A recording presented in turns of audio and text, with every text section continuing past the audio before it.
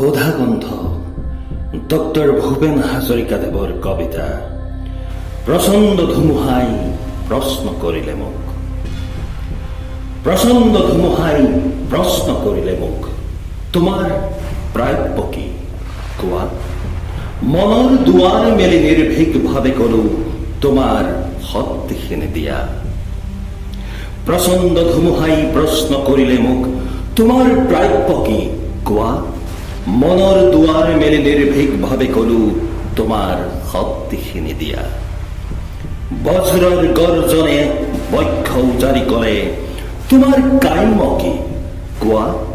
মই কলো বজ্ৰক, তোমাৰ শক্তিশালী উদাত্ত কণ্ঠটি দিয়া। এদিন আকাশে কলে, জনৈক গীতিকাৰে অকণি আকাশ দেখো মাগে, তুমি কিয় আজিবাৰ কম্পিত কণ্ঠেৰে মাগিছা সৰ্বাকাশ সত্তা? মই কলো, তুমি এইটো কৈছিলা, ৰাতিপুৱা যিমানে বিলাই দিবা সিমানে মহান হবা, তাৰে নাম সঁচা উদাৰতা। যিমানে বিলাই দিবা সিমানে মহান হবা, তাৰে নাম সঁচা উদাৰতা। যিমানে বিলাই দিবা সিমানে মহান হবা, তাৰে নাম সঁচা উদাৰতা।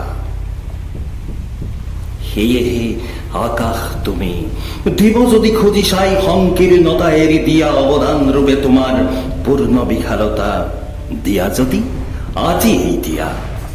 মহাকাশে দিলে মোক বিশাল দৃষ্টি আৰু ধুমুহাই প্ৰচণ্ড শক্তি, বজ্ৰই দিলে মোক উদাত্ত কণ্ঠ আৰু দিলে সাহসৰ যুক্তি। বজ্ৰৰ কণ্ঠেৰে ধুমুহাৰ শক্তিৰে গীত গাই কপাম দিগন্ত, দানৱৰ সমাজতো গাম মানৱৰ গীত, কলিজাৰ সঁচা সুৰ সিক্ত। মুমূৰ্ষ মানৱক জীৱনৰ বিদ্যুৎ কিঞ্চিত যদি দিব পাৰো, আকাশ ধুমুহা আৰু বজ্ৰ, তাৰ বাবে শতবাৰ প্ৰণিপাত কৰো, শতবাৰ প্ৰণিপাত কৰো, শতবাৰ প্ৰণিপাত কৰো।